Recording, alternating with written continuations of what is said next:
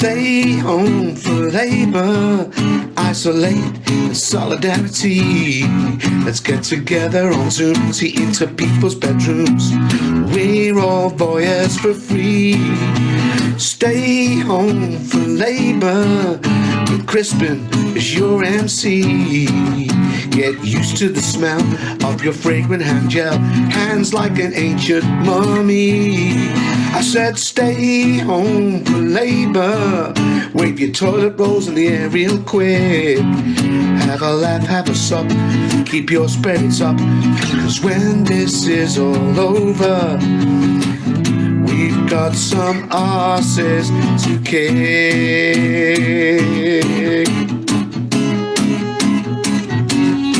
I said stay home for Labour.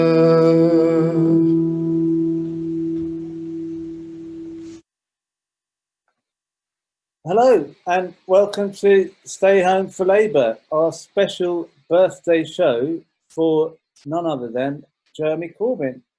Now, if you haven't been here before, the format of this is rather chaotic, but it's charmingly so. There's so many of us here that that's part of the charm. But the main thing is Jeremy here? That is my concern.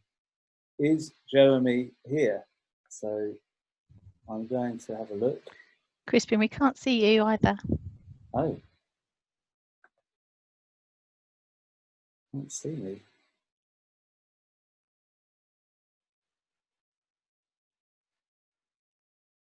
Well, everyone else can see me, apparently. You're frozen, I think. Okay. But so there we go. I found him. Jeremy Corbyn. Are you there? Jeremy Corbyn, are you there? Yes, can you hear me? I can. Oh, fantastic. This is the best start to a show so far. It's not been too bad. That you're there is the main thing. So how was your birthday, which was really yesterday? Excellent, lovely. Did you? I saw a picture that your son put on social media of you in the allotment. Oh no, that was that was taken some while back, actually, a few weeks ago. No, what we did yesterday was cycling. Oh, you're cycling. Okay. Cycling. You're 7 of us went cycling on our bikes up the River Lee. It was very nice. A lot of us, my sons and so on. 7 of you. Yes, I've got 3 sons and Laura, and then my grandson came as well. Laura, my wife, that is. Well, that's fantastic, and I'm really pleased that you could come on, because so many people have been sending me messages who are really excited to come to your birthday party, because obviously they've never been allowed to. Without lockdown, it's not possible, but they can now. And I thought to start, I'd just play you some birthday messages from people in the style we all know.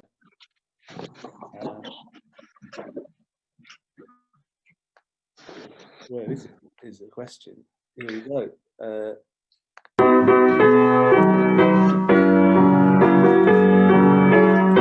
Happy birthday to you. Happy birthday to you. Happy birthday, dear Corbyn. Hasta la victoria siempre. Cumpleaños feliz.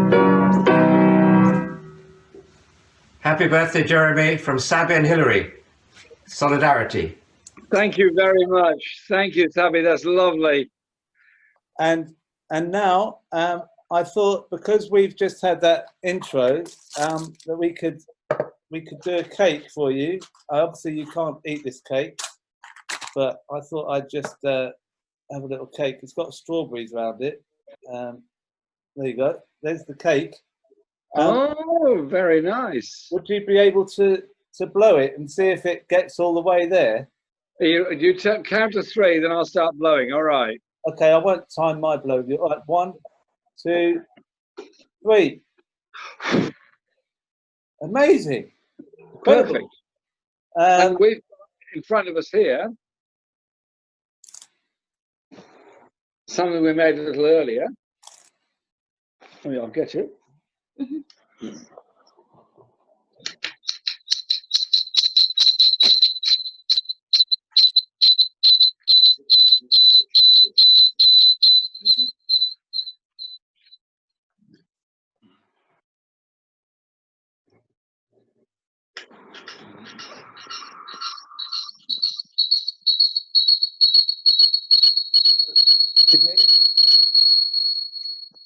Your picture's frozen on the screen. I think you're frozen.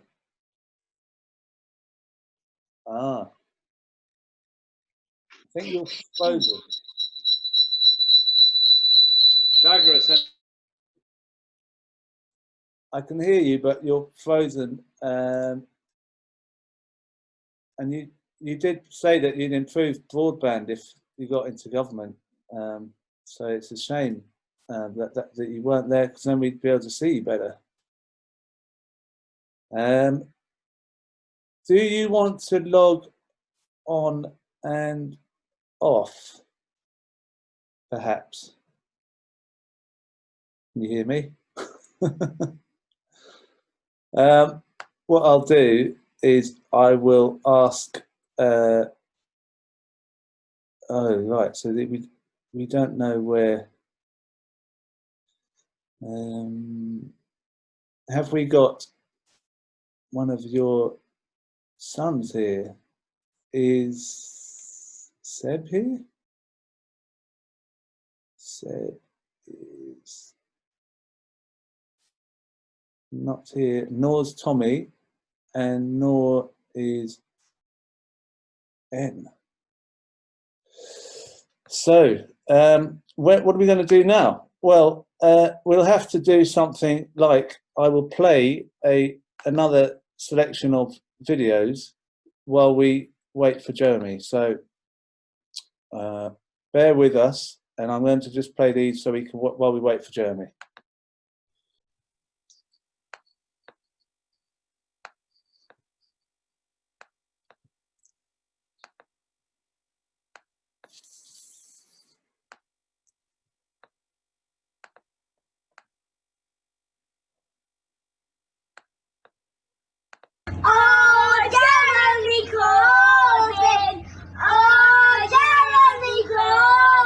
Thank you, boys. This the youths, Maliko baby boys, JC. The second coming of the Lord Jesus Christ. That's what I thought for a minute, but I thought, now, if Jesus comes back, he ain't gonna live in London, is he? Listen, brother, thank you. Thank you for showing all of us in a time where role models are scarce and role models are few and far between, that you can have your integrity and you can be who you need to be in a system that is corrupt and doesn't represent the people that it's supposed to, bro. You will always be our Prime Minister, not literally because that dickhead is, but you know what I'm saying. You will always be our Prime Minister, and we want to thank you from now till forever, the one and only Jeremy Corbyn. Earth Day blessings, my G. Hi Jeremy, it's your old mate Billy Bragg here to wish you a happy birthday. Sorry I can't be with you today for the obvious reasons, same as everybody else, but despite that, I hope you've managed to gather together some friends to celebrate with. I just wanted to take this opportunity to thank you for all the great work you've done for our party and our movement, not just over the last few years, but throughout your career. And I know it's only a matter of time before we meet again on some far-flung picket line or at some solidarity gig for a worthy cause. So until then, I just want to wish you a very happy birthday and all the best, and I hope I'll see you soon. Hi Jeremy, just want to wish you a really happy birthday in this extraordinary moment. And it must feel strange spending your 71st birthday in lockdown in this way compared to your 70th and all the potential that we had to get into government. But I just want to say that it's been an honour working with you, and your form of leadership is a real inspiration. Not just the politics and the outcomes and the vision for society, but the way you believe in conducting yourself and enabling and empowering others. And I'm sorry that that didn't work out this time round, but so many seeds have been scattered. It's been an incredible process, and it will flourish in the future. Thank you, Jeremy, and happy birthday. Happy birthday, Jeremy, and thank you for everything you have done for this country, especially with all of the injustice and negativity you've gone through. And you've just dealt with it so well. I couldn't think of anyone else who could have dealt with it better. And just happy birthday. You smashed it.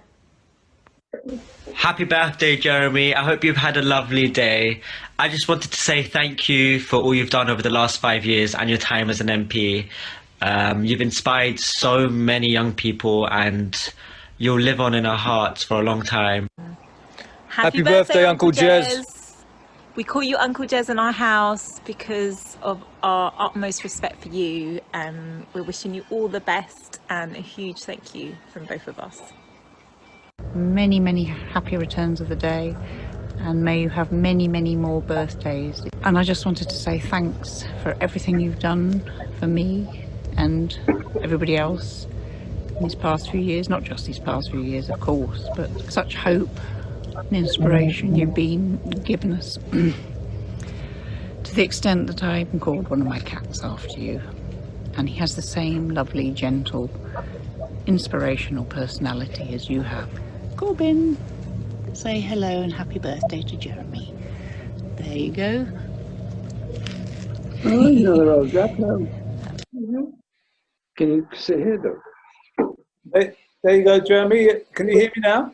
Yes, I can, thank you, yes. So you've got people to name their cats after you. 4G problems here, but we're okay. We're all right on our reception now. Oh, well, that's good. So I had to sort of wing it a bit there, but we've got so much to go through today. You're not going to have a break, I'm afraid. I hope your Wi-Fi can cope with what we're going to do. Yep. I thought we could start, if I can find Tommy or Ben or Seb. Now, is Tommy there? Can't see him. Let's see. In there. No.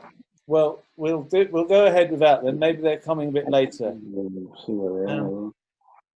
What I thought we could do to start with is actually, because we're all here for your birthday, and people here all obviously think they know who you are.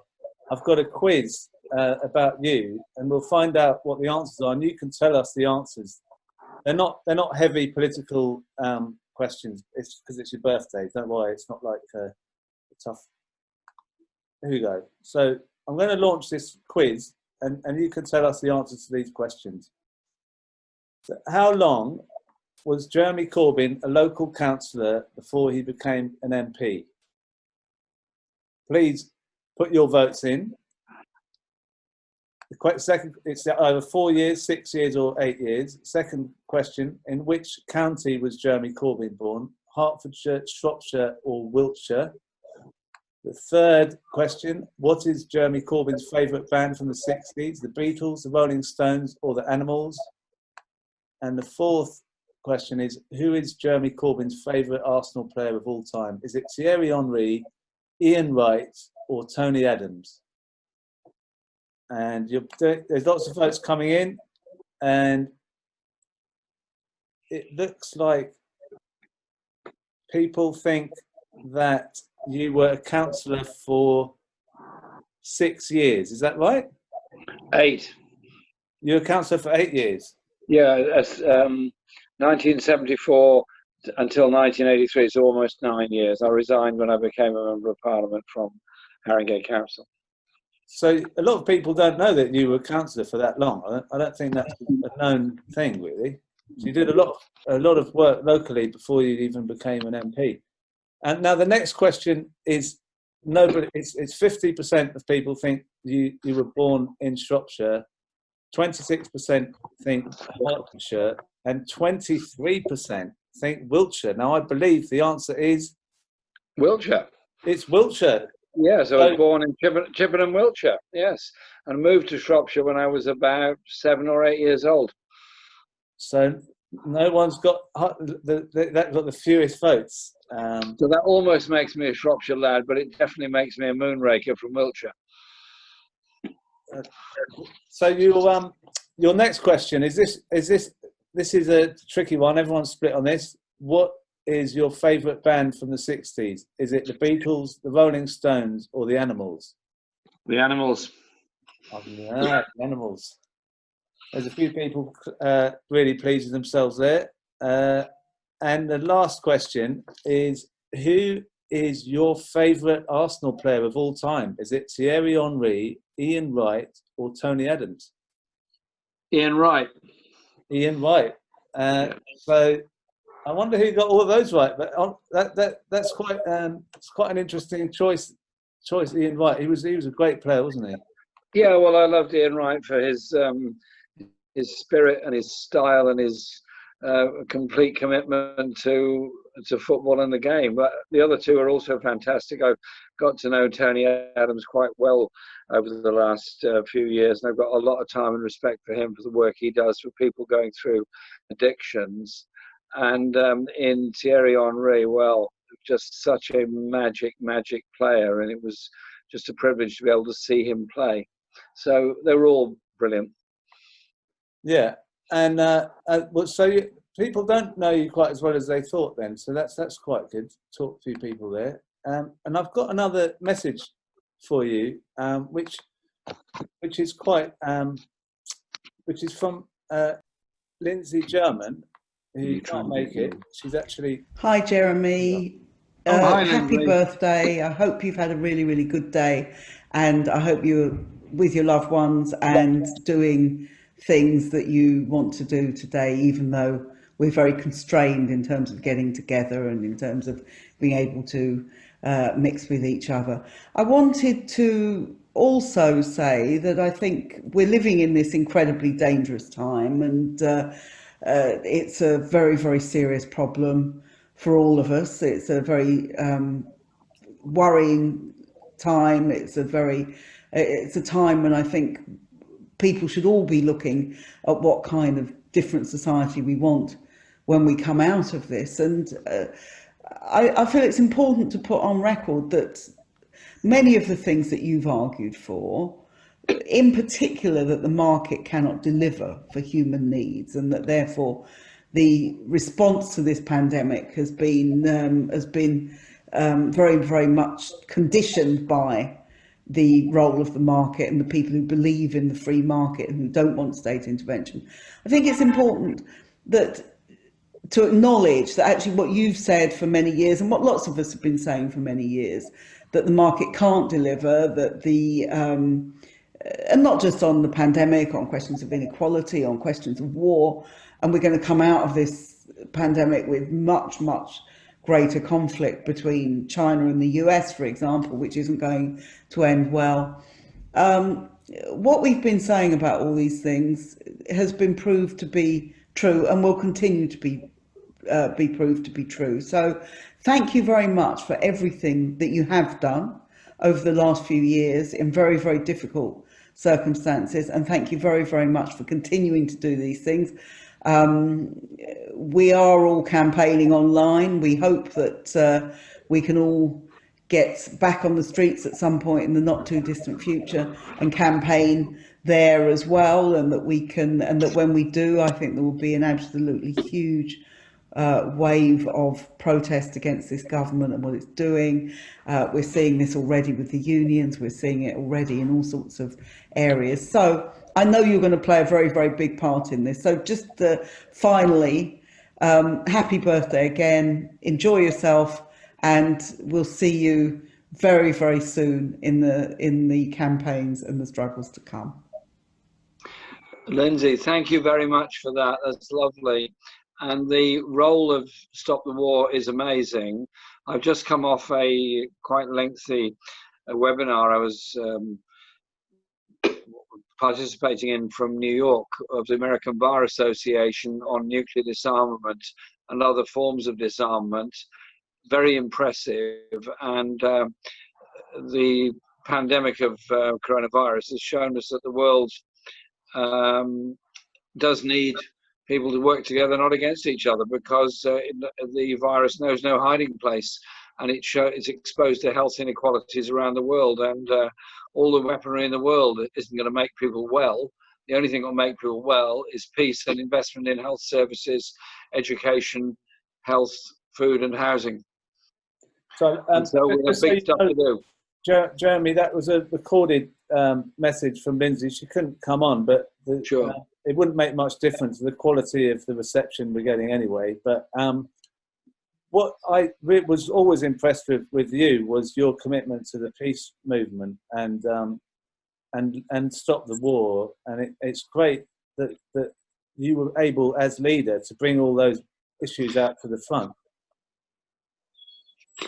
Well, indeed, the apology that we promised to give on Iraq, which I did on the day that the report came out on the Iraq war, was something that was extremely controversial for some people, but not for many others. And it was my honour to give it to the families of veterans, military families from the war. And at the big demonstration in 2003, and sadly what we said was this war will lead to the refugee flows, the terrorism and the civil wars of tomorrow. And look what's happened. Yeah. Well, I've got a comrade, friend of yours, who's come online, is Ken Loach. Are you there, Ken? Oh, wow. Yes, I'm here. Would you like to leave a message for Jeremy? Have a chat with Jeremy? Yes, absolutely. Jeremy, it's good to see you again, and best wishes to Lara too. And happy birthday. Really happy birthday. Hi, Laura. I'm sorry, we're taking up good allotment time, I know, in this beautiful evening, but really pleased to wish you happy birthday. We do miss your voice. I know you're doing great things on social media, well, webinar meetings, but for some of us not very good with the technology, we miss them. So we're missing your voice on the box. And if ever there were a time for the clear, passionate, basic principles that should guide our politics, it's now. A health service absolutely rooted in its original principles, where everyone is properly employed on a decent contract, and bringing in social care, which has been such an outrage in the last few months. So your voice of clarity and principle, which is what was at the heart of the great success that you and John had together. And my God, we need it now, Jeremy. So look forward to hearing you again, and happy birthday. And we'll raise a glass of rugby. Ken, thank you. And I can't believe you just said you're having trouble with technology. You're the world's great filmmaker. I'm sure you understand all the technology. I'm hopeless with it.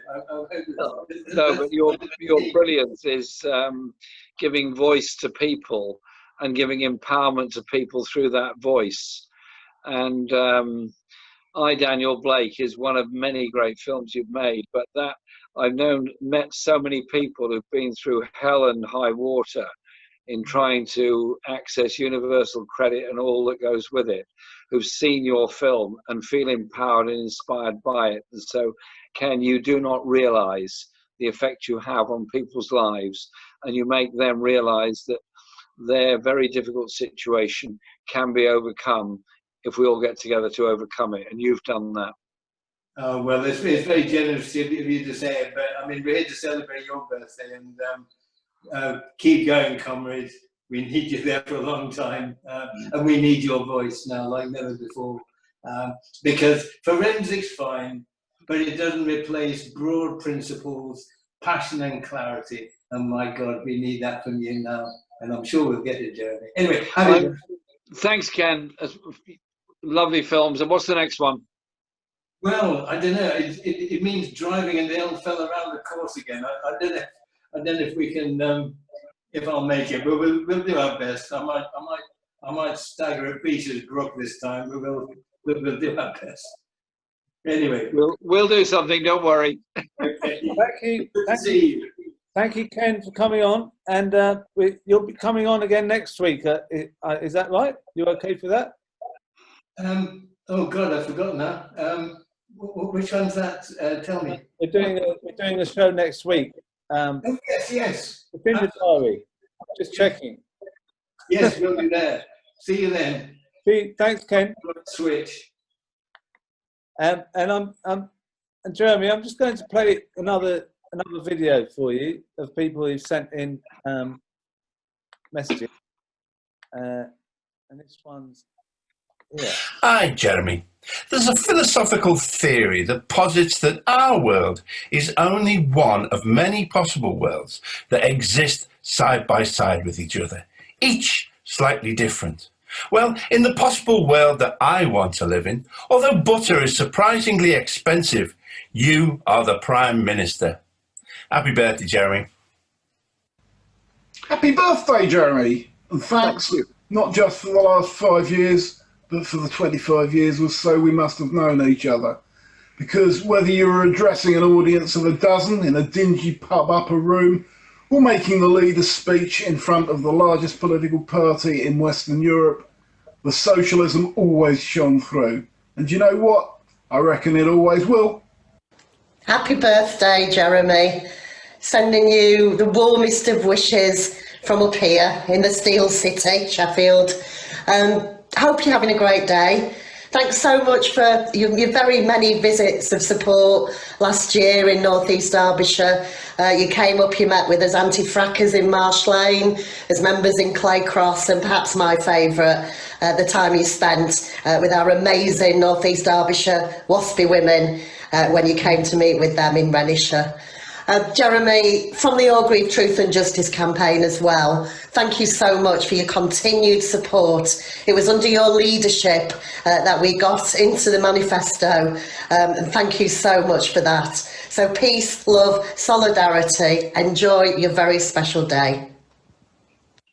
Happy birthday, Jeremy. Hope you've had a brilliant day. Just want to say thank you so much for everything you've done for us whilst leader. You've been absolutely brilliant. Thank you. You're an inspiration. You've made people join the party, like myself, who got involved and followed you. And we wish you the best for the future. Hello, Jeremy. Happy birthday. Happy birthday, mate. I'm Shazan Rennie, one of the few socialists from Holborn and St Pancras CLP. And I'm Paul Rennie, the other one.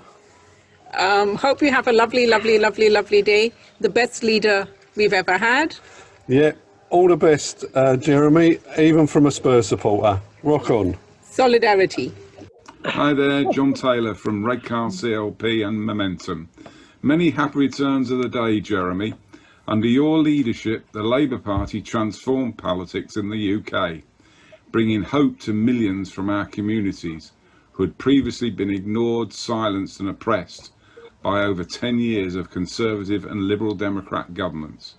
No other British politician in recent memory has been so dedicated to working with us in our communities in order to overturn racism and achieve justice for those of us facing oppression and injustices we must never forget. Thank you for everything, Jeremy. What you did and still do will not be forgotten. All solidarity and love to you and your wonderful family. Many thanks. Happy birthday, Jeremy. We hope you had a lovely day yesterday, and we would like to thank you for being such an inspiration to us over the last 5 years. Thank you from Windsor CLP. Happy birthday, Jeremy. You're the best PM that we never had. But the one thing you did give us is... Hello, Jeremy, darling. I don't really know you well enough to say that, but this is Miriam Margolyes, and I'm wishing you a very happy birthday. I'm sorry there are such cunts in the world, but there are, and we have to do our best to overcome it. I give you a big hug and send love, and I hope that I get to know you better one of these days.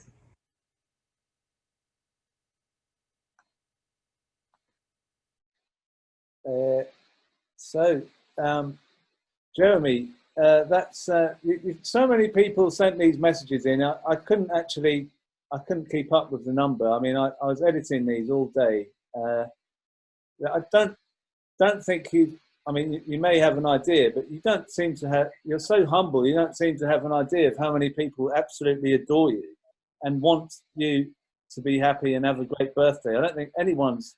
I've never known anyone who's had so many birthday wishes.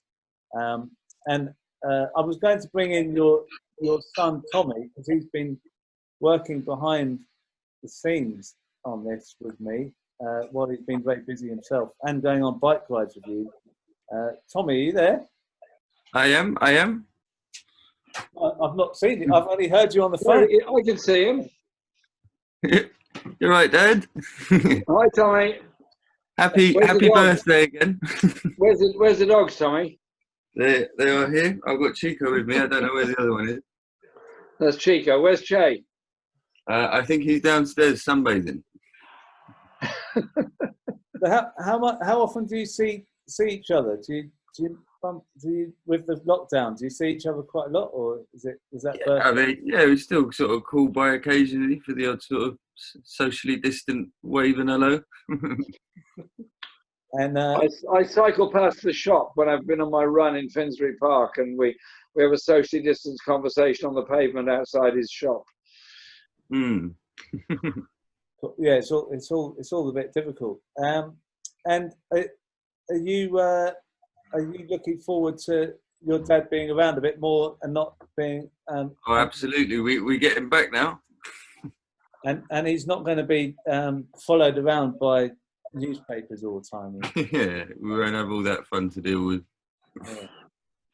Well, I've got so many people trying to get to talk. I was wondering if Alex Nunns is there. Alex, are you there? Yeah, I'm here. You wrote a very good book about how Jeremy Corbyn rose to become Labour leader. What's your take on the Jeremy Corbyn phenomenon? Well, I mean, that's a big question. I had quite an interesting perspective on it because I wrote the book. I was part of the movement that came together. I wrote the book, and then I ended up working for Jeremy as his speechwriter, or one of them. And I can tell there's a few other members of staff on this call, I think, but I'm the first one who said anything. So I can tell people that Jeremy's an ideal boss, as you'd imagine. And he's a different kind of boss, like he's a different kind of leader, because he trusts people to play their part. But as a speechwriter, it has particular interesting challenges, because Jeremy would prefer to make every speech he does off the top of his head and cannot understand why any of them have to be scripted or any of them have to use auto cue. So it was always a kind of effort to try and persuade him that no, there are some things that we should script in here and get them as they must be. And also, obviously, every speech we did had to mention refugees, which no other politician would say in that position, and I think is why Jeremy was such a wonderful leader of the Labour Party.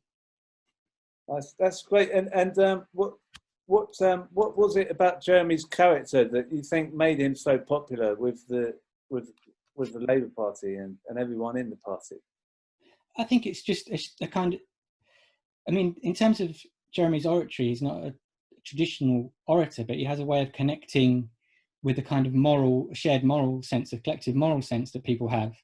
And that created a sense of inspiration amongst, millions of people. And that's not something you can really replicate, which is why Jeremy's speeches were always actually better when they were off the top of his head. Right, yeah. Well, yeah, I saw quite a few of his speeches and they were amazing when he wasn't scripted. But actually, having said that, what impressed me a lot about Jeremy's becoming leader was that he seemed to use that auto cue really well after a very short time. And look at me, I can't do anything on this computer here. But he was really good at that. Yeah, I think he was underrated. I see he's changed his clothes. Jeremy, you're on mute. I'm going to move on to Tosh McDonald. Are you there? I am here, Crispin, yes. Hello, Jeremy. Oh, I put Jeremy on. Hold on. Go on. Say hello. Hello, Hi, Tosh. How you doing? I'm fine. Happy birthday for yesterday, comrade. Oh, thank you. And thank you. The bike ride you went on, was it Harley? No, it was, I went with my 3 sons and my grandson. And so I spent the whole of the previous evening getting all these bikes in order to go. So we had to get 6 bikes to work. Now, you know what it's like when you've got lots of old machinery at home. I'm sure you love it. So it was actually the best evening for ages, just one bike after another, cleaning it, oiling it, tyres, brakes, and all this sort of thing. So it was great, yeah. I've got a Trek and a rally bike. All right, well, I managed to get Chris Williamson out on one of my Harleys. Maybe one day we'll get you out. Oh, I'd love to come on a Harley with you. Yeah, fantastic. And how's Laura? Laura, venga.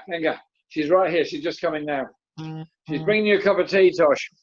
She always looks after you, as you know. Yeah. Larita, come here and say hello to Tosh. Hi, Tosh. Hi, Laura. You okay? Fine, thank you. Move across. Good.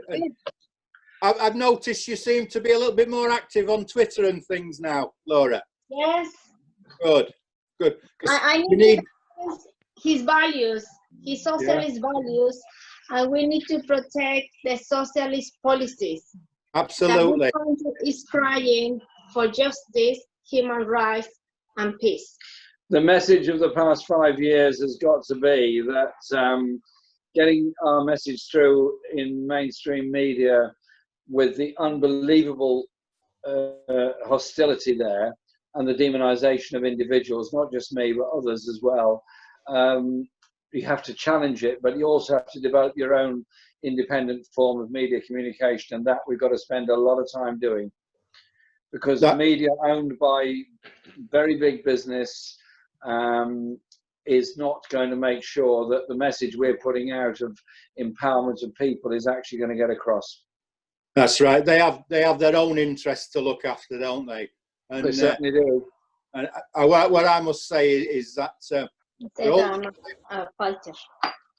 my 40 years involved in the movement is most of it we were struggling against our own leadership. The 5 years we had with you is like a shot in the arm that'll see us through the next 40 years, comrade. And Nikki sends a love as well, by the way. Oh, love to Nikki and all your family. And could I just say, you've always been such a great comrade. And whenever I'm in Doncaster, I know you're going to look after me. Always. Thank you, Tosh. Thank you, Tosh. I just wanted to bring in James Schneider. Are you there? Yeah, hi. James! Hi, Laura. How are you? Hi, Jeremy. Happy birthday for yesterday. Thanks, James. But James, you were trying to manage this media, these media attacks every day. Yeah, it was hell. You look like you've put on a bit of age since I remember you. You look quite young and good. You're quite good looking before. Yes. No, I'm joking, but you're still beautiful. But what was it like working under these conditions with all these media people? It was quite stressful. I mean, Jeremy always seemed to mainly take it in his stride, despite the sort of endless attacks and having a scrum, camped outside his house all day, every day, or near enough all day, every day. But it took it out of me. I've basically had to have a long lie down for the last couple of months, and try to recuperate, having talked to 100 journalists a day, every day for 4 years. Some of it wasn't much fun, but some of it was incredible because, like Alex was saying, Jeremy was wonderful to work with, and it was so inspiring getting to, the positive things that we did get to work on together.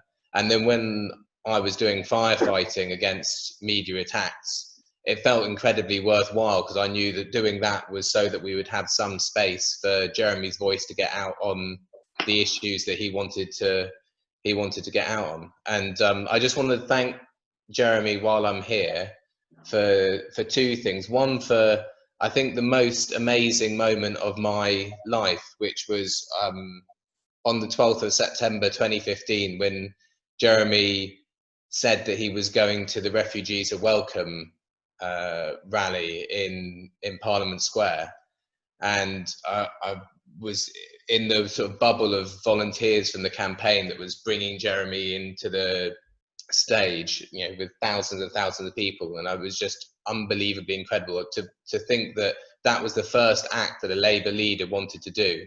Was, I mean, it still gives me shivers. It's so amazing.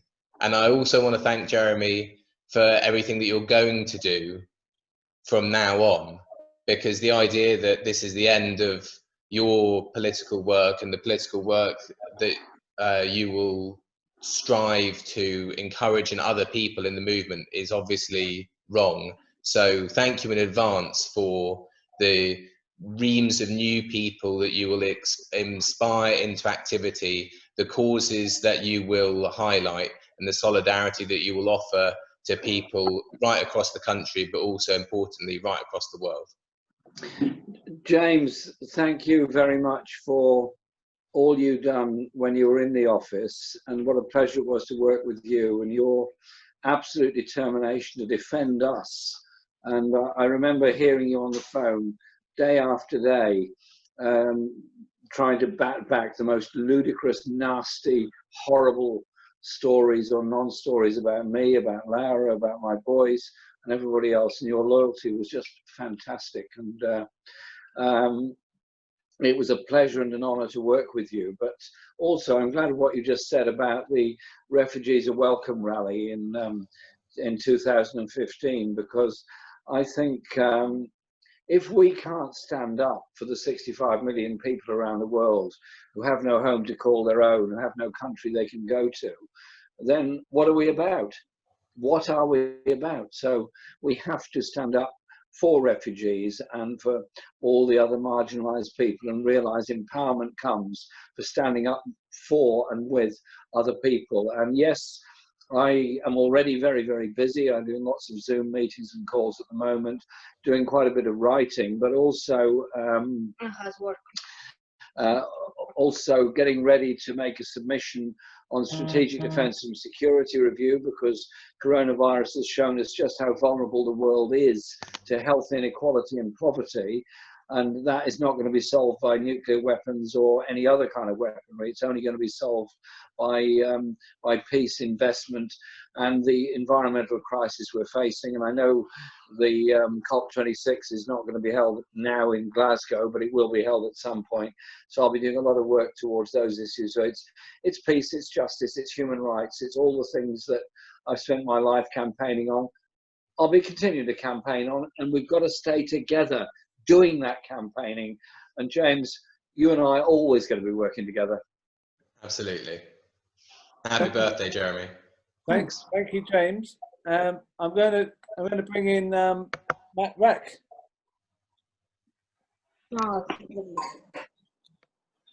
Matt. Can you hear me? I can, yeah. Hi, Jeremy, and I hope you had a great birthday.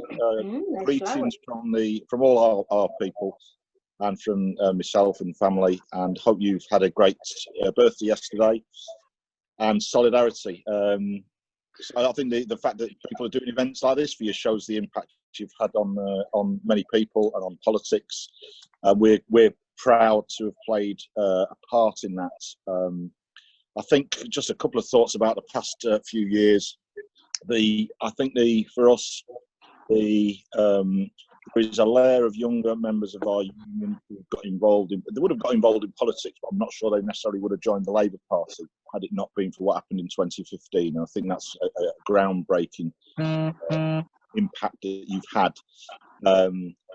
And it was a very sad day, but I just wanted to say something about human engagement, and that is that I was there with Jeremy when we both visited the scene of the Grenfell incident, and I have to say I think he brought home some of the humanity that Jeremy brought to politics, that in the most horrific of circumstances. I'd been there when the then Prime Minister Theresa May visited, and the contrast between Theresa May and Jeremy's visit couldn't be more stark. The engagement, the human empathy, was clear to myself and to the firefighters who were there on the ground, and he took time to speak to people, and that was quite something to see. And then we saw later he visited the community, unlike the Prime Minister, and I think it struck me as a very stark contrast of the sort of politics that we face and the sort of politics we should have. So we're very proud to have played our part in supporting Jeremy's 2 elections, defending him. I think many of us will remember the magnificent rally we had to defend Jeremy in Parliament Square, where he stood on the back of our fire engine, not for the first time, not for the last time, and we're very proud. So I hope you had a great day, and great to see you, Laura, as well. And keep it up, keep going. We're not going anywhere. Thank you, Matt. Jeremy, Matt, your union is fantastic. Thanks, Matt. And that fire engine, there's the best rallies come from the top of that. We want more. We want more. Thank you, Matt. I'm going to play some more videos for you, Jeremy. There's a lot of people were inspired to get into culture and music and comedy and poetry when you were leader. A lot of people who were not political became political and got active in that way. I'm going to play one poet who's very enthusiastic about you is Gerry Potter. This was written, I think, 3 years ago when I saw Jeremy Corbyn speak outside of Manchester Cathedral. After he'd spoken to a whole crowd full of people in the Manchester Cathedral. It was just such a remarkable feeling. It was the first time I'd seen him speak, heard him speak, and it was just great. And I came home that night and wrote this. It's called Our Crumpled Lear. Plots blossom, thicken. Gooseberries collect pathos in the mottled stinging rhubarb, rhubarb, rhubarb. In this theatre of earth and politics, anything could root and grow.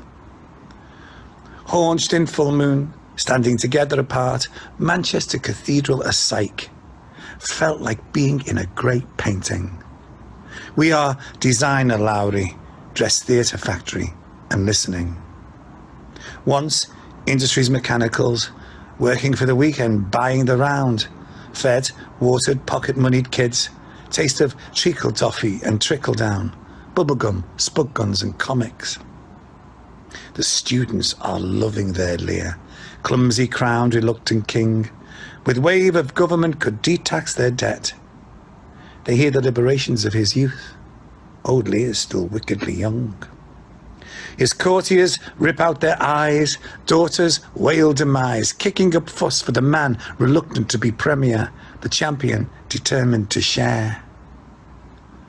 Without vision, fools fail to see the bleak masked comedy, the paunched lines of their failed, tragic economy. Yeah. Gerry Potter's done quite a few shows to promote the Labour Party and you, but we've also got on the call, we've got Matt Abbott and Maria Ferguson. Are you there, Matt? Yeah, how you doing, mate? All right? Yeah, good. You've done a few shows where Jeremy's turned up. You did one in Soho, didn't you, or Covent Garden, where he showed up? Yeah, I think Maria and I both did the Justice Mexico Now gig in June 2018. And have you got any, perchance, have you got any poetry for us today? Yeah, possibly. I do want to just point out though that we did pay how much? 50 quid. 50 quid in the what was it, auction. Auction, yeah. For the jam, which we now use as a money pot on our mantelpiece. So we just wanted to thank Jeremy for the jam because it was one of the nicest jams I've ever eaten. And I brought some to Cornwall for my mum to have on a scone as well. There's more jam coming. Jam for the money. Good. And I've been looking at the blackberries and apples. Very, very small at the moment, obviously, on the allotment, but they're looking good. And the fig tree on another allotment where they give me figs is looking good. So Ooh, should be all right. And the plums in my back garden, wow. So, you know, Jam for the many. it's jam for the many. Jam And it's for not the jam. many. And with us, it's Tony Benn always said this to me. He said, well, Jeremy, the thing about Jeremy is it's never jam tomorrow, it's jam today. So, Matt and Maria, are you going to? Have you got a poem? I'm just wary of the time. That's all. I don't mind the conversation. If we're wary of time, I'll leave Matt to read his poem that he wrote specifically for Jeremy's campaign. Oh, all right. Well, I wrote this for the general election campaign in December, and obviously it didn't go as we wanted it to, but I think it still stands up today, hopefully. A poem for the people who want real change. For those who see a history of compassion and community, terrace streets with open doors and a land of opportunity, who see decades of diversity as Britain's greatest strength and believe to right injustice we should go to any length, who embrace the fact that no matter what, we've always pulled together, who recognise that for some folk, this change is now or never. For the childhoods dictated by poverty, the elderly left without care, for the nurses relying on food banks, the patients left dying on trolleys, the woman whose wage is dictated by gender, for public services which will never surrender. For the first-time voters who are desperate to have a say, for those who know that Britain can do better, for the people whose rent is a source of anxiety, for those who believe in an equal society, for the people who want to retire before they die, who don't want to sell our NHS to Trump, for those who can't stomach tuition fees or private schools being charities, who want Royal Mail, energy firms, railways and water to put people over profit in terms longer rather than shorter, for the planet that won't wait around for Parliament, the people who feel punished for being disabled, for the teacher whose savings are plundered on textbooks, for the student whose education costs a bomb, for the struggling single parent who contracts 0 hours, to the families suffering nightmares in cladding covered towers, for the people with a bereavement which was caused by austerity and who want their politicians to respond with sincerity. It's a poem for the people who want to transform the way that we do things, who want a Britain built on empathy and innovation, who recognise potential in every postcode, who want to take the opportunity of a generation. It's a poem for the people who want a country built on hope, who don't see kindness or compassion as strange. It's a poem for the people who inspired this manifesto and for those who know it's time for real change. Thank you. And thank you for everything you did, Jeremy. Maria and I both joined the Labour Party to vote for you in the first place, and it's changed our lives forever. So thank you. Thank you. Thank you, Matt and Maria. I'm going to move on now to Ted. Are you there, Ted? I am here, yeah. Thank you very much for having me. You've got a proper microphone and everything. Oh. I know. I've been doing a lot of these things since I'm now fun employed. As a comedian, everywhere where I'm at work has been shut down. So this is my life now. But happy birthday, Jeremy, for yesterday. I hope you had a wonderful day. Tommy sent me a couple of messages. I saw his Twitter account, and it seemed like you had a lovely time on your allotment. Oh, sorry, I've muted him. Hold on a minute. Go on, Jeremy. That was lovely. Thank you. Yeah. It's great to be outside at any time, but this time of the year is amazing. It looked great. I mean, the weather down there seems a lot better than the weather up here in Blackburn, so enjoy it. I just want to say thank you so much for everything that you did. And as a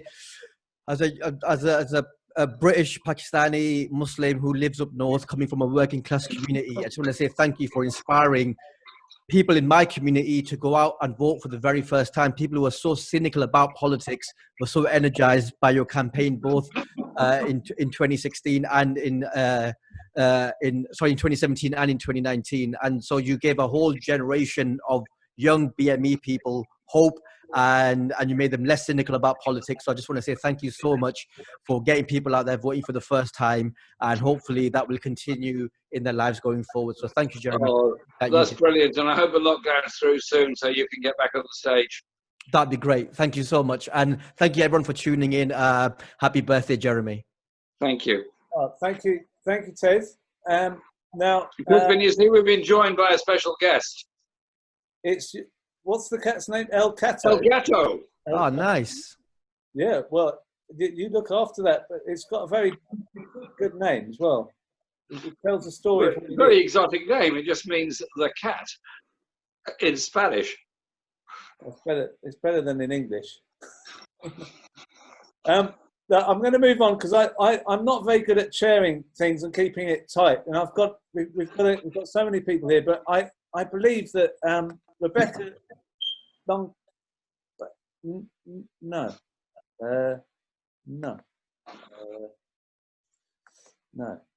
It's the wrong Rebecca. Hello, Rebecca. I've got the wrong Rebecca. It does happen. Do we have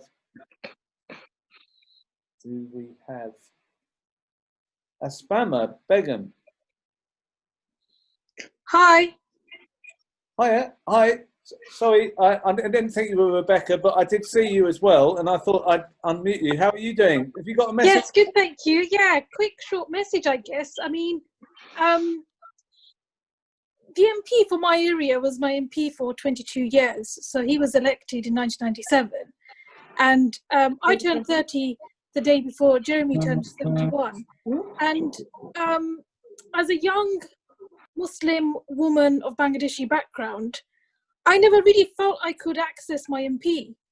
And I felt like there were many hurdles and many processes and procedures that you have to kind of jump and go through in order to access an MP. And it felt like there were, I guess, on a different level. And I guess in 2015, when Jeremy won and became leader, it really did, I guess, inspire so many people like myself to really come. Well, for me, it was coming back and being like, actually, we've got a real chance to make a difference. And that slogan, new kind of politics, is really what inspired me. And here I am now as the MP for Poplar and Limehouse, my home constituency. And so much of that is credit to Jeremy and the work that he has done, decade upon decade, that has now allowed a new generation of activists, a new generation of MPs to come and represent working class communities, and be voices for people who have not had their voices heard at that level previously. So I guess my message is just thank you and happy birthday. I guess the best people are born in May. That's me maybe being, taking a bit of credit for having a birthday in May as well, but just happy birthday and thank you for everything that you've done for so many of us. Thank you, Apsana. And Zarah, Sultana, you're a new MP as well. Yes, I am. I came into Parliament with Apsana, with Belle, Claudia, and so many other amazing new MPs. And actually, I've been on record saying that someone like me probably wouldn't have been able to have that journey with that experience if it wasn't for Gerry's leadership. So I remember being at university, looking at the situation students found themselves in with the triple tuition fees, and Jeremy and John were always at the demonstrations. They were always at the picket lines, there where no one else really was, and that was really inspiring, especially as others have mentioned, being young, being Muslim, we're often seen as security risks before humans or equals. So it was a really important part of my story, Jeremy's leadership and him as an MP. He's been consistently standing up for migrants, standing up for the oppressed across the world, for working class people. So I'm really proud to be in a party with him. Thank you, Jeremy, and happy birthday. My sister's birthday also yesterday, so it's a great day. And also, when Liverpool won the Champions League, it fell on the 26th, so I think it's a great day for many reasons. Sorry, Champions League, I did say that. I did say the league, I'm getting ahead of myself. They won the Champions League as well. Thank you. They keep winning. Thank you. Can I say thank you to Apsana and Zarah? They are, along with other colleagues, amazing newly elected MPs, articulate, passionate, socialist, and absolutely stick it to the Tories in a really good way. And I'm just so proud to work alongside them. And the future is very strong with voices like that at the front of our movement. Thank you, Jeremy. And we've also got Richard Bergen here to say hello. Richard? Hi, how are you doing? Good. Shall I now speak? How long do you want me to speak for? 3 minutes? I don't know. Just what? I don't know what the rules of this party are. You see, I'm a late comer to the party. I don't know what the rules are. Oh, it's Jeremy. Talk to Jeremy, and you know, you don't have to talk through the chair and all that kind of procedural. Okay, very good. Well, I'm just enjoying, for the avoidance of any doubt, if there's any mischievous right-wing journalists who have crept into this Zoom call thinking that I'm drinking when I shouldn't be. It's non-alcoholic beer. I'll keep the label covered so I'm not advertising it. But there's plenty of refreshing non-alcoholic beers out there for online Zoom parties for Labour legends like Jeremy Corbyn. So it's a great pleasure to be here to say happy birthday in person to Jeremy. I remember being a big admirer of Jeremy when I joined the Labour Party at the age of 15 in the mid-1990s. And one of my biggest memories really of Jeremy was when I was in my early 20s. And I remember getting up at the crack of dawn with my friend and comrade Sayle from Leeds. We got up at the crack of dawn, went to the university steps outside Leeds University and got the bus down on that day for that fantastic demonstration against the Iraq war. And I remember Jeremy speaking that day. I remember thinking, wouldn't it be fantastic if we had a Labour Party where someone like Jeremy Corbyn was leader of the Labour Party? It did seem at the time like a pipe dream, but like many dreams, it actually came true. It came true because of so many activists like the people on this call, but it also became true because of the principled stand Jeremy had taken over many decades, standing up against racism, standing up against war, standing up against conflict, standing up for a better, more equal society and for a socialist economic policy. And it's rare to meet, and I'm sure my comrades from Parliament will agree with me, it's rare to meet MPs without ego. Even the good ones, some of them have ego, but Jeremy truly has no ego. And I'll let you into a little story here. Jeremy might not like me letting you into this little story, but the alcohol-free beer must have gone to my head. I remember during the disgraceful coup where members of the Parliamentary Labour Party, sorry to bring a downer to this party, helped to scupper our chances of winning that 2017 general election. I remember being up on the floor they call Lotto, the leader of the opposition's office in Parliament.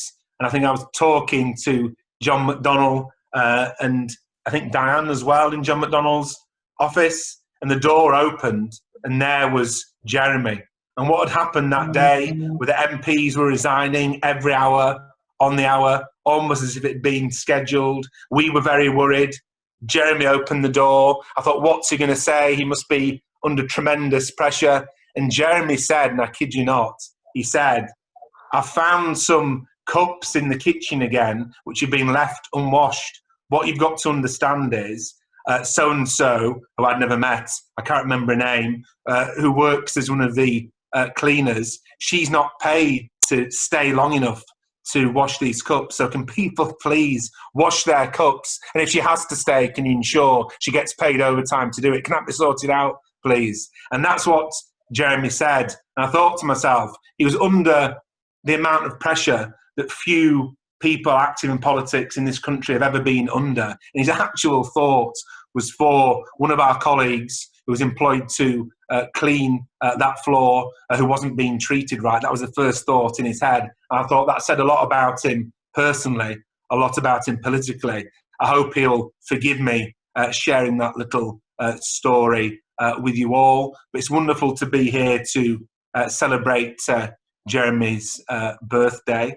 It can become an annual event, this Zoom get-together. But hopefully next year we can get together in person. So I just want to say the two most important words of all to Jeremy. Thank you for your encouragement.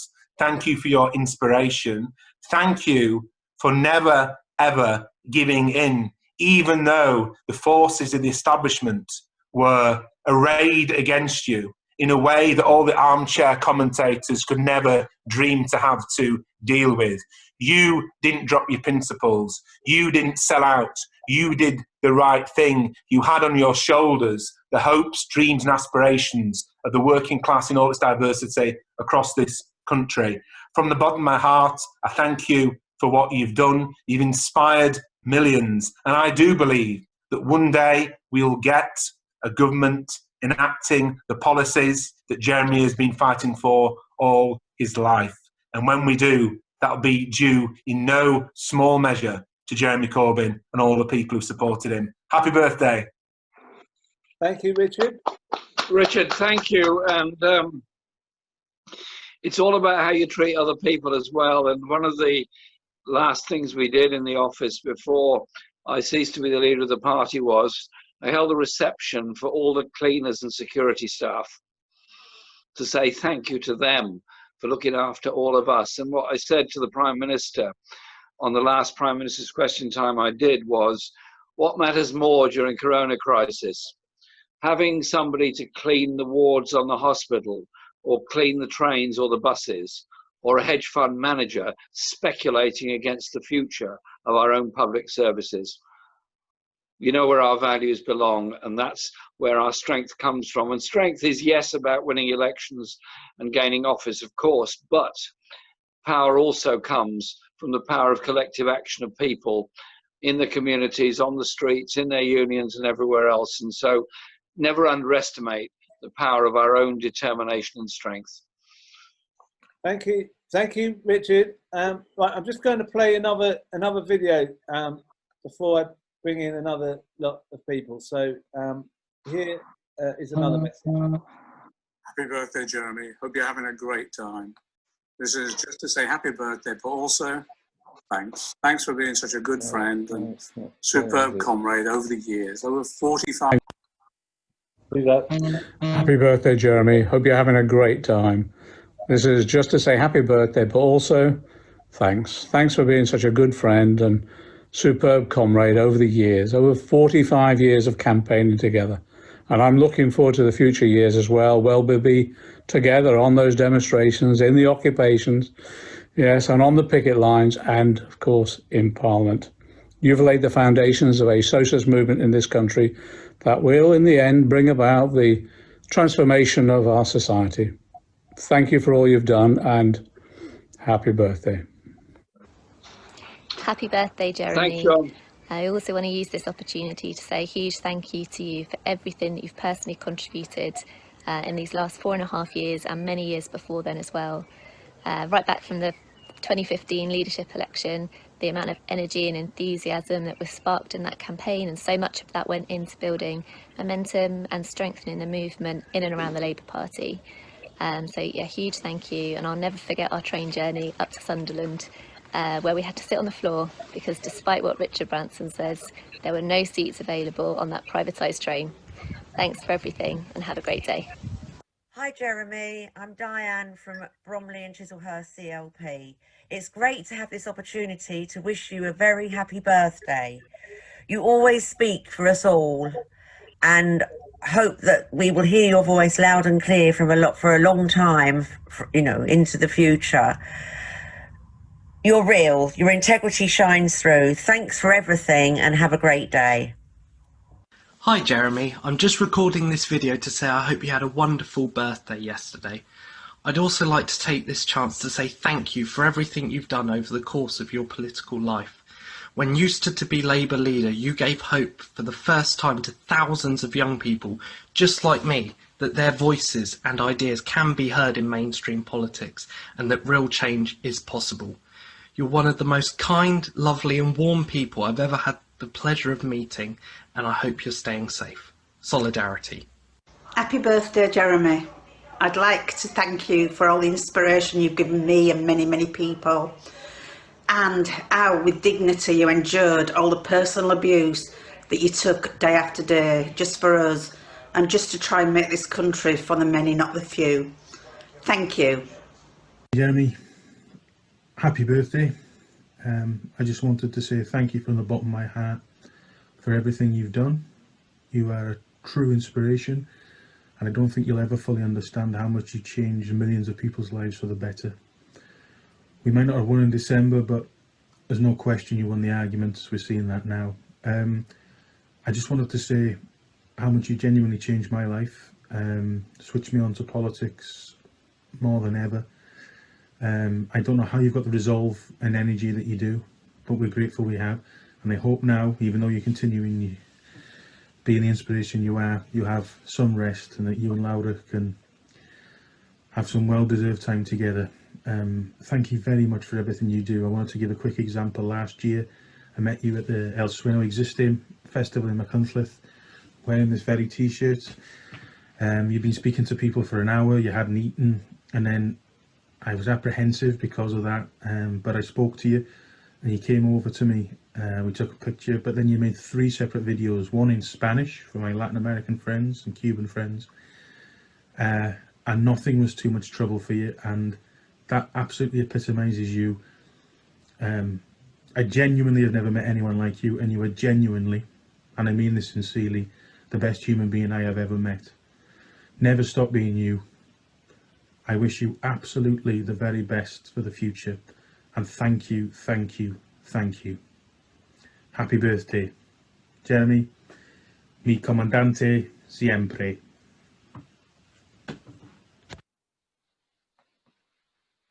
Jeremy, there's so many people sent in videos. I couldn't put them all together, but there's just a flavour of some of them. There's other people. We're running out of time, so I'm going to rush on, and I'm going to ask: is Ian Saville there? Yes. And you I'm here. You said you could do a magic trick in under 2 minutes. Yeah, I hope so. I'm going to do a magic trick. I'm here in Neasden, in lockdown. I've been learning new skills, obviously, making sourdough. But Jeremy, when you're in lockdown, you've got to test yourself. I tested myself. I tested my eyesight by driving to Watford yesterday. I've got very good at predictions. I've got 10 years of predictions of the Grand National on my blog. For the last 10 years, it's amazing. Well, I put them there on Thursday, but now this is a good point for you, Jeremy. If you're in a Zoom meeting, and now as a ventriloquist, I can do this, and you could probably do it with some practice. If you're in a sticky situation in a Zoom meeting, and you want to get out of it, so as a ventriloquist, there's a very simple thing you can do. You can just, the sound seems to be carrying on that the teacher has frozen. The sound is it's gone off an octave. See, you can get, I think you did that earlier. I noticed that, Jeremy. I noticed you do that. What have I been doing? One of the things I've been doing now to keep me going during the lockdown, you've got to get a hobby. And what I've been doing is I've been making weapons of mass destruction. I don't know if you'll be into this, but you know, here they are. You can get the parts on eBay, and I don't use Amazon because of the ethics. But you can make these weapons of mass destruction. They're going to be needed after this lockdown. There's going to be a market for them, and because all these countries in the world will be making. So what we're going to do, but just for your birthday, Jeremy, what we're going to do is I'm going to say the magic words: mass action for a radical transformation of society, from a society based primarily on profit to a society based on human need. And there we are. Disappeared, which is what we want to happen eventually. Thank you. Thank you, Ian. Very good timing. Very good timing. And now we've got Don Biswas, one of the regular comedians at Stand Up for Labour. He did about 4 or 5 shows during the general election. And Don, have you got any jokes for us tonight? Well, can I just wish Jeremy Corbyn a happy birthday? And I'd like to agree with everyone here. it's Jeremy Corbyn who should have been Prime Minister, not Dominic Cummings. This is a lovely gig to do because at last night's gig, I did a joke about Dominic Cummings and it got no laughs. What made it worse was a 260-mile round trip to Durham just to say that joke. Basically, what I'm saying is this government and their team are all over the place, literally. But what I can say is the media is saying that Dominic Cummings made 2 trips to Durham, even though the government is saying they double counted that 1 trip. So, but my view is that there's nothing wrong with what Dominic Cummings did. It's something I'm going to say tomorrow in my job interview for BBC News. I'll leave with a few more things. Firstly, this is no criticism. Well, it's a sort of a criticism, but Keir Starmer has moved the party so much to the right that if Dominic Cummings had resigned a few days ago, he would be in the running for General Secretary of the NEC. Hashtag David Evans. Now, I'll leave 2 things about Jeremy Corbyn. Now, I said this before. The reason why I voted for Jeremy Corbyn in 2015 is because before 2015, you didn't get much choice in the political system. You didn't get much choice in the media. They both went to legal wars in the Middle East, both helped their friends in the city. In fact, you get a wider variety of opinions in my act than you do in mainstream media and politics. At least with me, you get the viewpoint of a British Asian living in London. The outlook of someone who's slightly autistic and someone who has dyspraxia and ADHD. As you probably guessed by now, Jeremy, comedy clubs usually book me just so they can consolidate all the diversity requirements into one affordable comedian. Thank you, Don, for not swearing. Thank you, Don, for not swearing. I'm going to move on. Boris is on. Right, thank you. Yes. Boris is on the bog again. Yes, I am. What's happened to you, Boris? Are you okay now? Yes, I'm fine. Thank you, Crispin. And I just want to. Can you see me? Am I moving? I seem to have been stuck a bit. You're not moving. Yeah, you are now, but I can. Yes, hear I'm sort of. It's the effect of Dominic Cummings on me, you see. Jeremy, happy birthday, my old mucker. Okay, you can hear me, but you might not be able to see the movements. But just to say that I want to sort of send a birthday gift. We used to meet in that strange room across a table where all the green seats are. I can't remember what it's called because I don't go there very often. But I just want to say my gift to you is that I'm going to spend triple the amount you promised in the general election because I want to be popular. And there's nothing better than being popular. So and that takes me seamlessly on to Dominic Cummings. Did you know that, is it working? Can you hear me, Crispin? I can hear you, but I can't see. You're moving a bit funny. I mean, yes. Well, there's no change there. Then I think I caught the Cummings effect.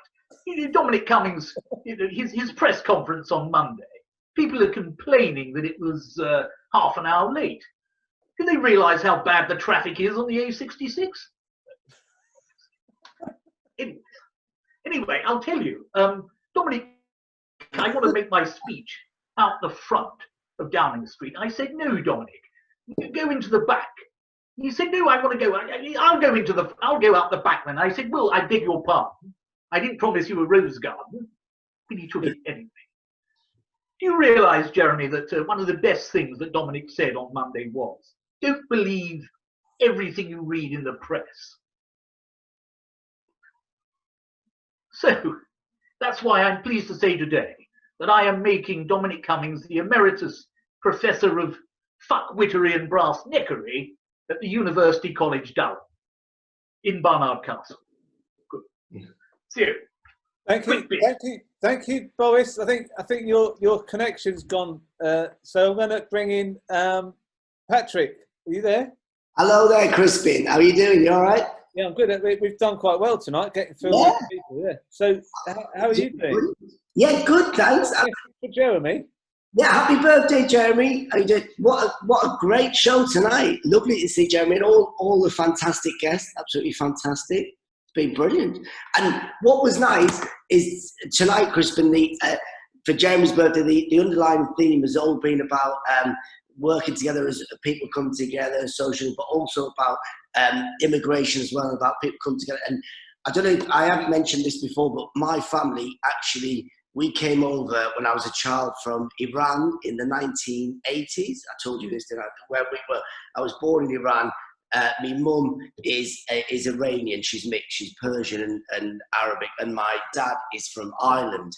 And people always ask, they go, oh my God, that is amazing. You've got an Iranian mum and an Irish dad. Where did they meet? And I tell them the truth. They met at Geneva at an arms fair. And then people always like, don't be daft. No, really, where did they meet? I said, no, my dad met my mum in Iran when he was tarmac in the desert. And basically what happened was, I was born in Avos, which is a little town on the border of Iran and Iraq. And in 1980, there was a massive war in Iran and Iraq, and Saddam Hussein bombed the town where we lived. So my family literally stayed there for a bit, and then we had to move out of the war zone. And then eventually we moved to Amsterdam, and then we came into Redcar and Middlesbrough in the northeast of England. And when we arrived, a lot of people said that's amazing because we've come from one war zone to another war zone. We escaped one dictator, Saddam Hussein, to another dictator, Maggie Thatcher at the time. So it was quite an easy transition for us. But tonight's show, I want to dedicate to Jeremy just so very quickly some interesting facts. If we've got time, it'll only take a quick bit. And I was really interested about this when I heard this today. It said that Jeremy Bernard Corbyn was born in 26th of May 1949, which we all know in Chippenham. Now, Jeremy, I don't know if you know this, but you share the birthday the same year with Hollywood stars as Richard Gere and Meryl Streep, world heavyweight boxing champion George Foreman. Also, the infamous Pablo Escobar was also born in the same year. And he also, people don't know this, but he actually worked as an offshore investment banker for Dominic Cummings. And then in the year of Jeremy's birth, Joseph Stalin was also the general secretary and the leader of the Soviet Union. Second in command was Levy Berin. And also in this year, in 1949, his head of public relations was Alexandra Boris de Pfeffel Johnson I. And his head of PR was Dominic Rasputin, making up his Cummings III. So there's actually quite a lot of stuff that I found today on Wikipedia. Just very quickly, one more thing. The English Football League in 1949, Jeremy, do you know who won the English Football League? I know you're a big Arsenal fan, but do you know who won it in 1949? You tell me. Okay, Portsmouth Town FC. Right, for a bonus point, do you know who the team manager was? Ooh, no, you'll have to get me there. Okay, Bob Jackson. The top scorer and club captain was Peter Harris, but you might know this. The official coach driver for the club was Dominic Cummings. So he took the trip. So that's again. So what happened to Rasputin? Yeah, he actually there was a couple of Dominic Cummings back in 1949, and they've all amalgamated into one. It was like the Highlander, where only one can survive.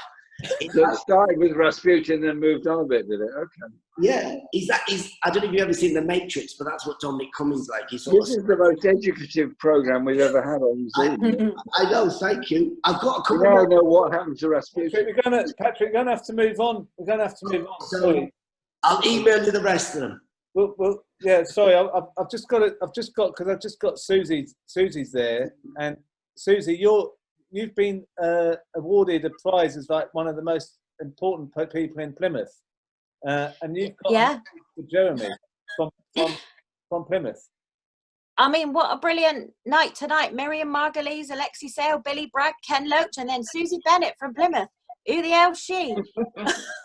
Well, I haven't met Jeremy properly, but I've been doing these Stay at Home for Labour shows. We've done 19 now, and they're twice a week. So I hope some of the people that joined tonight will come and keep watching.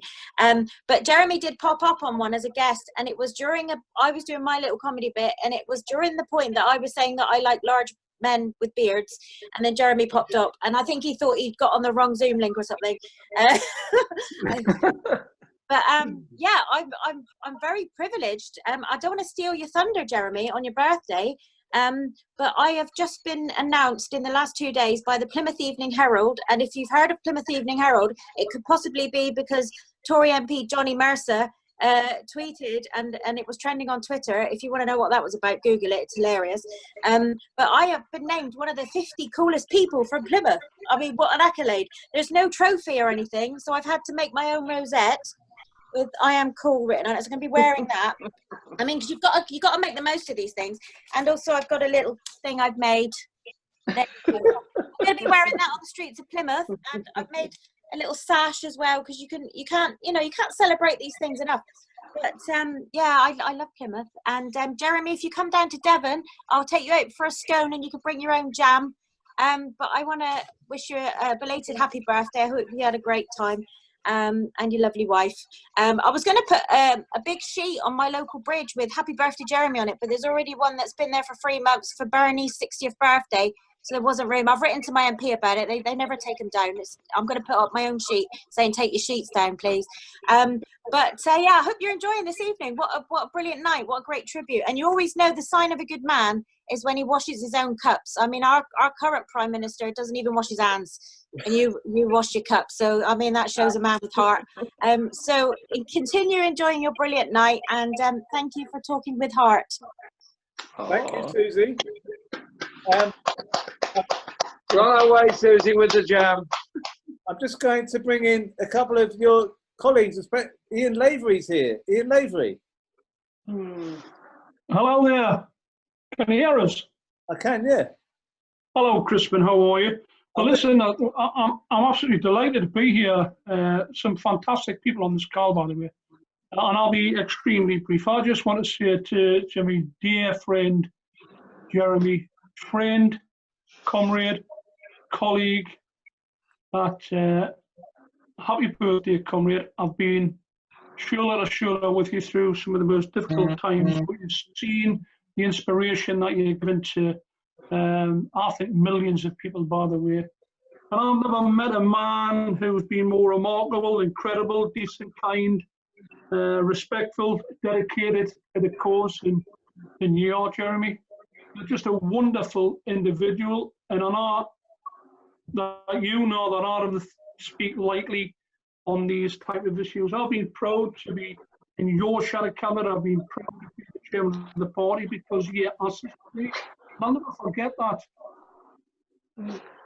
I would love to tell people a number of anecdotes which we've had together, particularly the fights I've had with Mr. Stormer in front of the shadow cabinet and in other meetings when you've been chairing the meetings, or a whole array of different issues, but that'll probably go in somebody else's book.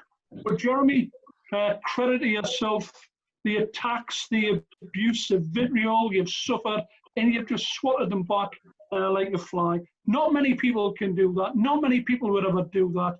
And of course, I've got to mention your lovely wife, who I can see sitting next to you, Laura, an inspiration, whether it be your Bane, your Save, or Tommy, who are great kids, by the way, have stood by you. And we all really owe you so much for what you've done for the socialist cause in this country. You've been amazing, and the biggest thing that people can do, of course, is to remain in the party and fight, because that's what Jeremy Corbyn would want you to do. Jeremy, you're an absolute superstar. You and I, no matter what happens, will always be great comrades, great friends, as will our families. You deserve everything that's been said of you tonight. Some great contributions. Jeremy, happy birthday, comrade. Thank you, Ian. Thank you, Ian. And Sam, are you there, Sam? Hello, mate. How you doing? All right? Oh, Sam. Hi, Jeremy. How you doing? Happy birthday, mate. Thanks, Sam. You know, I was just scrolling through, looking at all the different folk on the call, and it kind of took me back to 2015, the first campaign, 2016, the second campaign, seeing so many awesome socialists all across the country who, you know, many of them we got to know, Jeremy, on those tours around the country, those huge crowds, so many people that volunteered, obviously, to actually truly turn the Labour Party into what it should be, a proper socialist party. I just wanted to say, really on a personal note, just to you, Jeremy, and to Laura as well, just thank you from the bottom of my heart, because you've always been so encouraging and supportive, you know, of all the people that you meet. You know, you're always so busy. Of course, when you're a Labour leader, there's probably not even a moment to barely sleep, but you always made time, whether it's to talk to me, just to give me a few words of encouragement, and always do the same to so many activists and people across the country. And I'll be honest, sometimes it's a bloody nightmare. We're trying to get you to a press conference or something, and you just stop and start talking to some random person on the side of the street. But that human empathy, that moment that actually mattered to that person, I think is what made you so popular and made so many hundreds of thousands of people join the Labour Party. So thanks for everything you do. I voted for you earlier for one of the committees that you put yourself forward to. So if anyone's worrying, Jeremy Corbyn's not going away. He's getting even more stuck in Parliament. But thank you, and yeah, let's enjoy the rest of the comedy tonight. Well, we're nearly over, but we've got a special guest for you tonight, Jeremy. We weren't sure if he could come, but he's here, John McDonnell. Oh yes, I'm sorry I'm so late. I've been talking to Middleton and Hayward CLP and others, which has been terrific. They send you birthday wishes as well, Jeremy. Anyway, look, happy birthday, kid, and nice to see you, Laura, as well. Both of you. I hope you've had a good day. I know you've been out on your bikes having a bit of fresh air, which is fantastic. Everyone, I'm sure, has been congratulating Jeremy for what he's done for the movement. When we had the first leadership campaign, as most probably people know, both Jeremy and I were trying to persuade the whole movement never to run a leadership candidate because we were going to get obliterated, annihilated. Then eventually we decided that we should run a candidate, and Jeremy didn't really volunteer, he was volunteered. Because he knew it was his duty, basically, that we needed a candidate, and we got him on the ballot paper. And it wasn't really until 6 weeks into the campaign that we thought we stood a chance. And we stood a chance. I tell you what turned it for me was that people can remember it. It was the first hustings, the first televised hustings, where all the candidates were on the platform, and every time a question was asked, the other candidates were sort of very guarded in their replies, and Jeremy just told it like it is. And what came out of it was the Jeremy we all know, which is that honest, principled, and actually quite courageous person as well. And that turned it like that. And all of a sudden we were in the race. All of a sudden we were getting large numbers of people turning out. And it was because just people saw what Jeremy Corbyn's all about. And what was interesting is that whereas others sort of flinched when they got the questions that almost hinted at socialism, Jeremy just said, I'm a socialist. I believe in socialist transformation of our society. And that's what I think won us the election campaign, that genuine, we used that slogan, honest politics, straight talking. That's what Jeremy Corbyn's always been about. At times, he's driven me to absolute bloody distraction by being late for things all the time. He's pushed me over the edge, almost the edge of insanity. When you're in a meeting, you're trying to chair, and we've reached item 17, you want to go back to item 13, etc. But that's his main vice, being late. All the rest this is one of the finest socialists I've ever met. And I tell you, we may not be in government, but this coming period is going to be a period of intensive struggle now against this Boris Johnson government. And Jeremy will be there leading again, and it will be in Parliament. It will be on the picket line. It will be on the demonstrations, the occupations, and every way that we can bring about the demise of this government and the election of a Labour government. And that Labour government, I think, no matter what happens in these coming months, will ensure is elected on the socialist programme that we've advocated. In fact, 2017, 2019 manifestos were an embodiment of what Jeremy thinks, and we'll move that on into also a radical phase as we confront not just the coronavirus pandemic, but also the big threat to our planet now from climate change. And again, who inserted the environmental discussions at some of the earliest stage into our thinking, it was Jeremy. So I'm proud to be associated with him, proud to be a comrade and friend, and happy birthday, Jeremy. You deserve it, and happy, have a good evening, but also, I think this coming period is when we need you more than ever. I'm here and I'll be here always. John, thank you very much for being a fantastic comrade and great friend. And I know occasionally I'm delayed on arriving at meetings and things like that, but I'm only delayed in a good cause. Well, look, we've run over time, but it's been a great show. I've really enjoyed all the contributions. But before we go, there's a couple of things. I was going to do a long quiz, but I've got a little quiz for you here, Jeremy. It's a special treat for you. I'm going to share a picture of a manhole cover, and I want you to tell me. I'm gonna share it, and I want you to tell me. I'll just show it quickly. I want you to tell me where that manhole cover is in Islington. Is it in Upper Street? Is it in Seven Sisters Road, or is it in Holloway Road? I know the manhole covers quite well across the whole borough. I would say that is on Seven Sisters Road. Jeremy, it's in Holloway Road. Oh, for God's sake, this is shocking. I don't know what I don't know what to do with myself. You didn't get that one.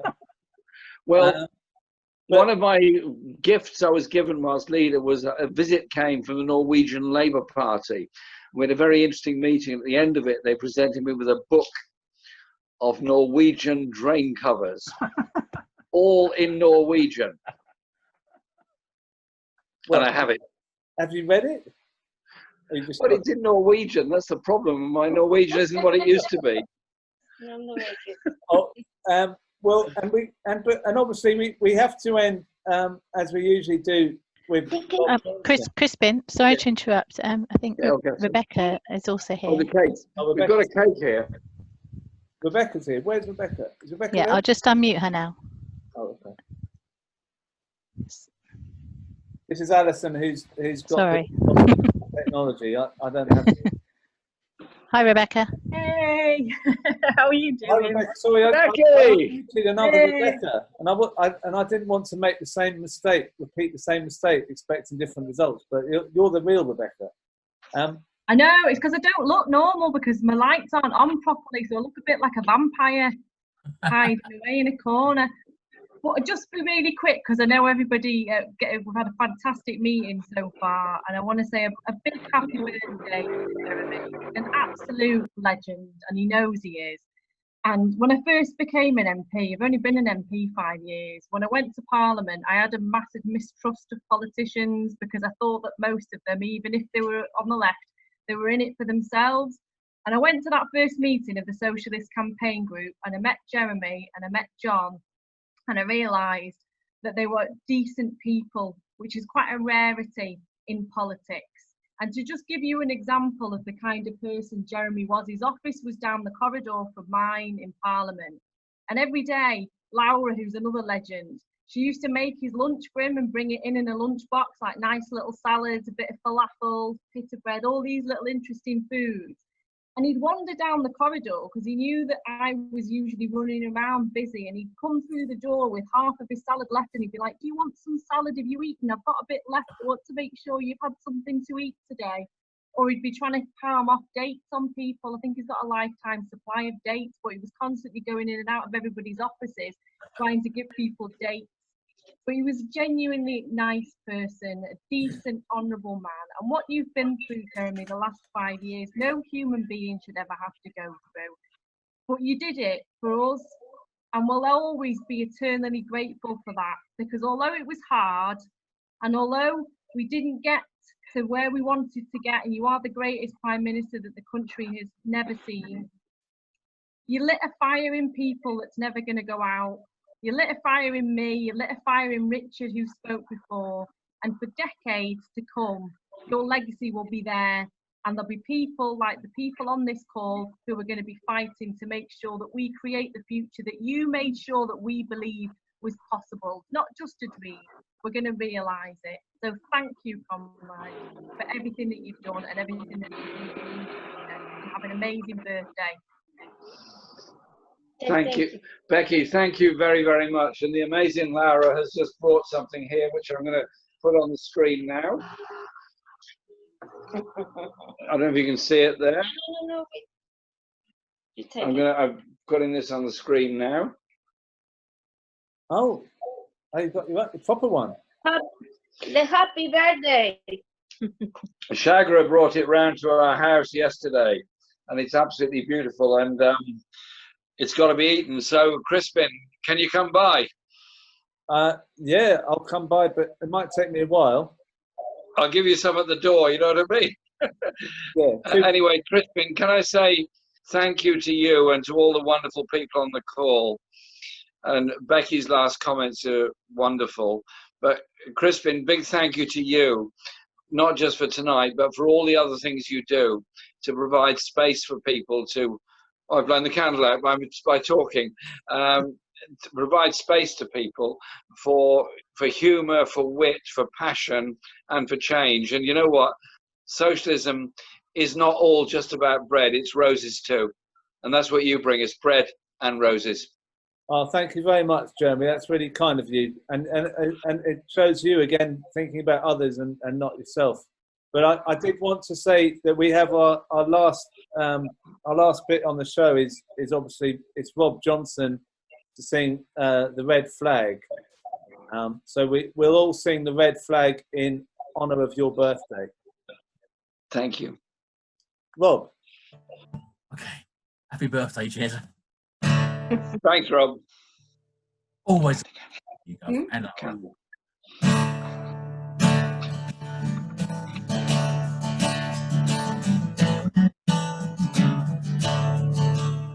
the people's flag is deepest red.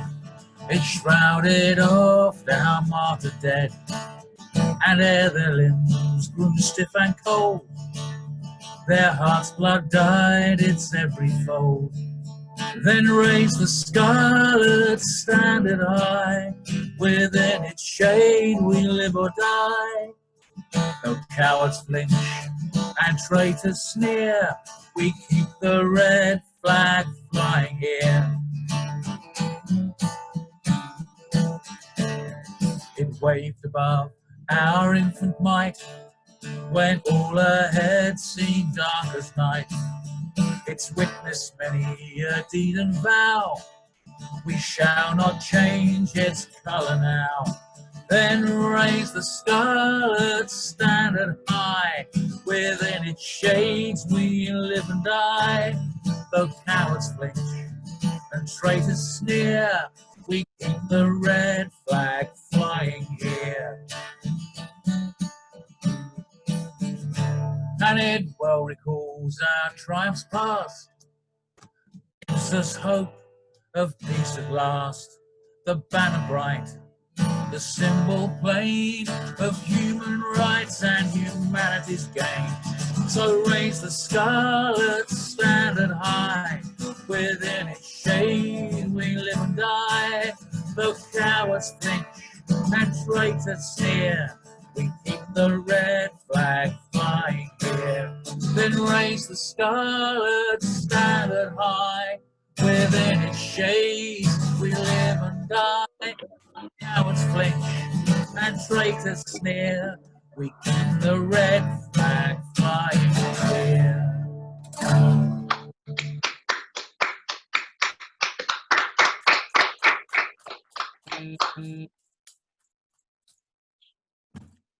Before we all go, I'd just like to say we do these shows every twice a week, Saturday 3 o'clock and Wednesday at 7:30. And this Saturday we're doing a show about the increasing use of food banks during lockdown.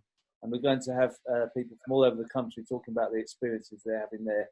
So on a serious level. But this is all about Jeremy's birthday and getting people together and remembering how we have hope and how far we've come since 2015 and how we can overturn all these obstacles. Look at what Jeremy's done. The amount of flack he was having, if we can have a tenth of that strength, then we can get through anything. So in the next half a minute, everyone is able to make as much noise as they can to say goodbye, to say hello to whoever they want to. And I have to say, Jeremy, that in the last few shows, it always comes out as, oh, Jeremy Corbyn in these half minutes. So let's see what happens here. So I'll unmute everyone now. It's about to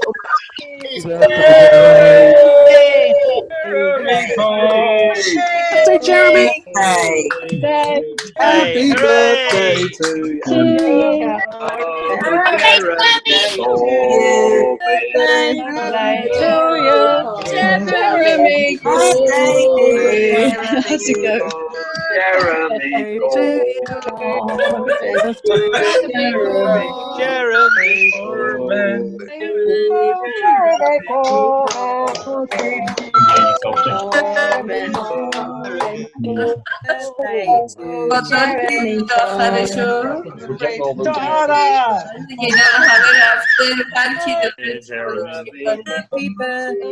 Jeremy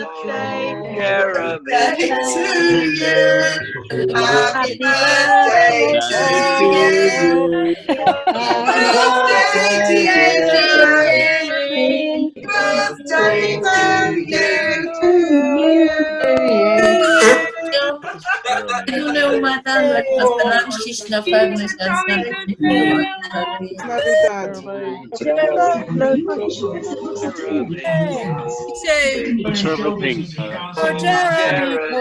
Ernesto, thank you, Jeremy.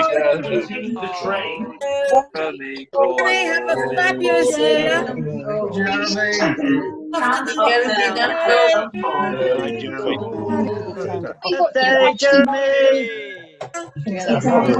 Happy birthday, Jeremy. El sueño existe. El pueblo unido jamás será vencido.